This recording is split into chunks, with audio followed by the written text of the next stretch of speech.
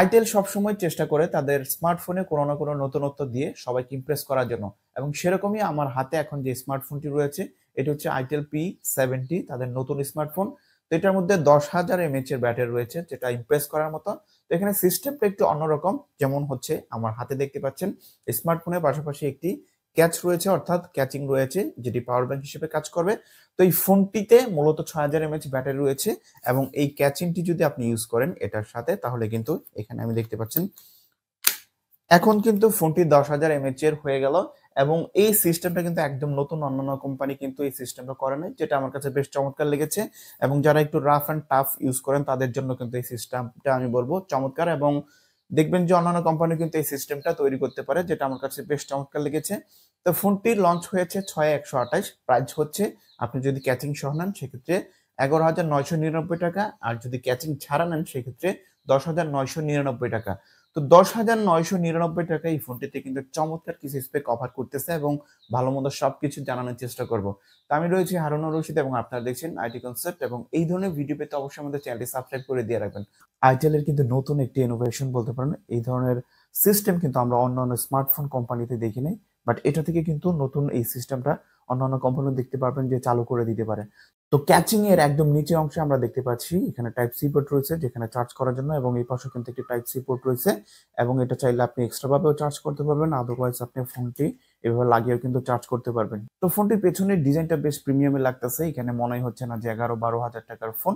দেখতে বেশ চমৎকার লাগতেছে প্লাস্টিক, এবং ফোনটি কিন্তু অনেক স্লিম, একদম মোটা না কিন্তু। এবং ক্যামেরা বাম্প গুলো হচ্ছে একটু উঁচু দেখতে পাচ্ছি, পেছনে 3টা ক্যামেরার মতো দেখাচ্ছে, বাট এখানে 2টা ক্যামেরা সেটআপ রয়েছে।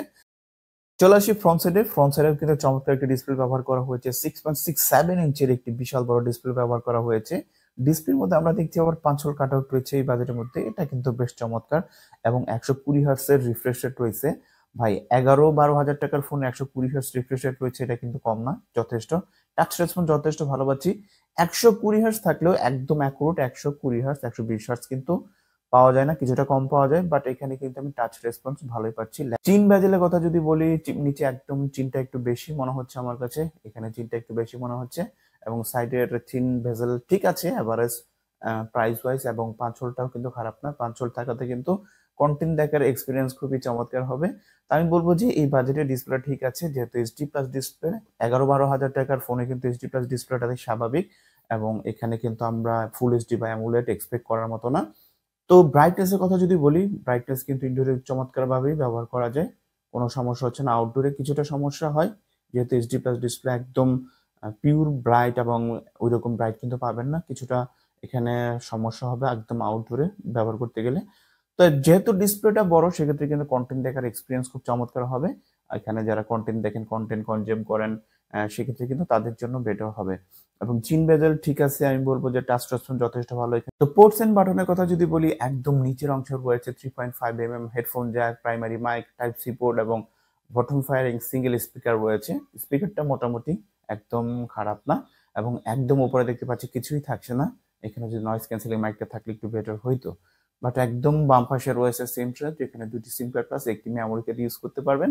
একদম ডান পাশে রয়েছে ভলিউম রকার, যেখানে তার নিচেই পাওয়ার বাটনটি রয়েছে, সেখানে কিন্তু ফিঙ্গারপ্রিন্ট সেন্সরটি ইমপ্লিমেন্ট করা রয়েছে, যেটা অ্যাকুরেটলি কাজ করে, খারাপ না। অ্যানিমেশনটা কিছুটা ডিলে আছে, বাট এখানে কিন্তু পারফেক্টলি কাজ করতেছিল। তো এবার আসি চিপসেট নিয়ে। ফোনটিতে চিপসেট হিসেবে ব্যবহার করা হয়েছে মিডিয়াটেক হেলিও G50, যেটি হচ্ছে একটি নতুন চিপসেট, মোটামুটি এন্ট্রি লেভেলের চিপসেট হিসেবে কাজ করে এটার মধ্যে। এবং চিপসেট একটু কম হলেও, বাট এটার মধ্যে কিন্তু আমরা যে প্রাইস, এই প্রাইজের মধ্যে আমরা 8/128 স্টোরেজ পাচ্ছি, যেটা কিন্তু বেশ চমৎকার। তো চিপসেটটা যেহেতু মিডিয়াটেক হেলিও G50 চিপসেট, নতুন চিপসেট, মোটামুটি এন্ট্রি লেভেলের, বাট এখানে 6 GB র্যাম থাকাতে কিন্তু এখানে আরো টাচ স্মুথ কাজ করতেছে। ফোনটি কিন্তু এই মুহূর্তে খুব ভালো স্মুথ কাজ করতেছে। বাট এই ধরনের কোম্পানি, আইটেল, ইনফিনিক্স বলতে পারেন, এগুলার ফোন কিন্তু কিছুদিন ইউজ করার পর কিছুটা ল্যাগ দেখা যায় আপডেট ইস্যুর জন্য, এবং ফোনটা যখন ভারী হয়ে যায় তখন কিন্তু ল্যাগ থাকে। তা এই মুহূর্তে কিন্তু আমি কোনো প্রকার ল্যাগ পাচ্ছি না এটার মধ্যে, চমৎকারভাবে কিন্তু এখানে কাজ করতেছে, এখানে কোনো ধরনের ল্যাগ ট্যাগ এখানে কিন্তু আমরা পাচ্ছি না এই মুহূর্তে। অ্যান্ড্রয়েড 14 রয়েছে, আইটেলের নিজস্ব অপারেটিং সিস্টেম আইটেল 14 রয়েছে। ফোনটির পেছনে আমরা দেখতে পাচ্ছি 3টি ক্যামেরার মতো ব্যবহার করা হয়েছে, বাট এখানে কিন্তু 2টি ক্যামেরা ব্যবহার করা হয়েছে। প্রথমটি হচ্ছে 13 মেগাপিক্সেলের একটি প্রাইমারি শুটার, এবং সেকেন্ডারি যে ম্যাক্রো শুটার রয়েছে 2 মেগাপিক্সেলের।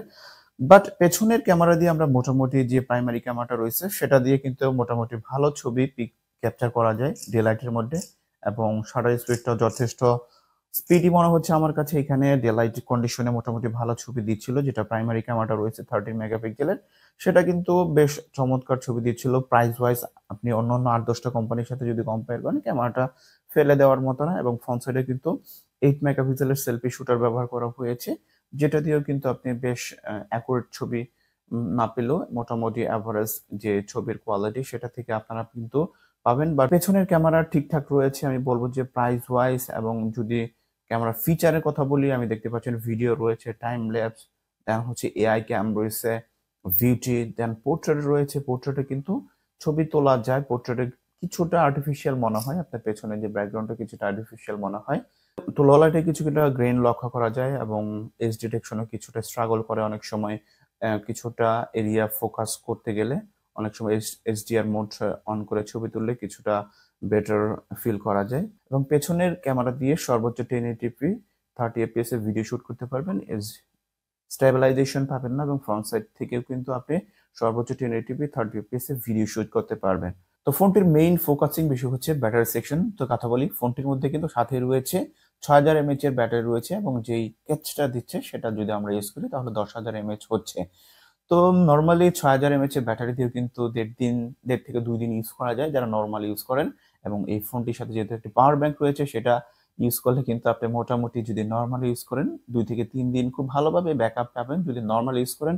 আর যদি ভারী ইউজ করেন সোশ্যাল মিডিয়া, দেন হচ্ছে মোটামুটি যে 2D গেমস গুলা খেলেন, যেহেতু 6 GB র্যাম রয়েছে এবং সাথে আমরা যে মিডিয়াটেক হেলিও G50 চিপসেট রয়েছে, মোটামুটি 2D গেমস গুলো যদি খেলেন সেক্ষেত্রে কিন্তু আপনি মোটামুটি 2 থেকে 3 দিন পাবেন না, বাট 1.5 দিন খুব ভালোভাবে কিন্তু ব্যাটারি ব্যাকআপ পাবেন। এবং বক্সের মধ্যে 18 ওয়াটের একটি চার্জার রয়েছে, এবং সেটি দিয়ে কিন্তু চার্জ হতে একটু সময় লাগবে। ওভারঅল ফোনটি কেমন? ওভারঅল এই মুহূর্তে ফোনটি আমার কাছে স্মুথ মনে হচ্ছে, টাচ রেসপন্স যথেষ্ট ভালো, এবং ফোনটি কিন্তু বড়, দেখতে বেশ চমৎকার লাগতেছে।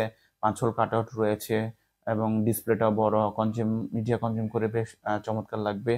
তো খারাপের দিকে যদি বলি, ফোনটির চিপসেটটা কিন্তু আরেকটু বেটার করা যাইতো। এখানে যে প্রাইস, এই প্রাইসে কিন্তু আরেকটু চিপসেটটা যদি আরেকটু বেটার দিত তাহলে আরেকটু স্মুথ কাজ করতো, এবং উপরে যদি নয়েজ ক্যান্সেলিং মাইক থাকতো আরেকটু চমৎকার হইতো, বাট দেয়নি।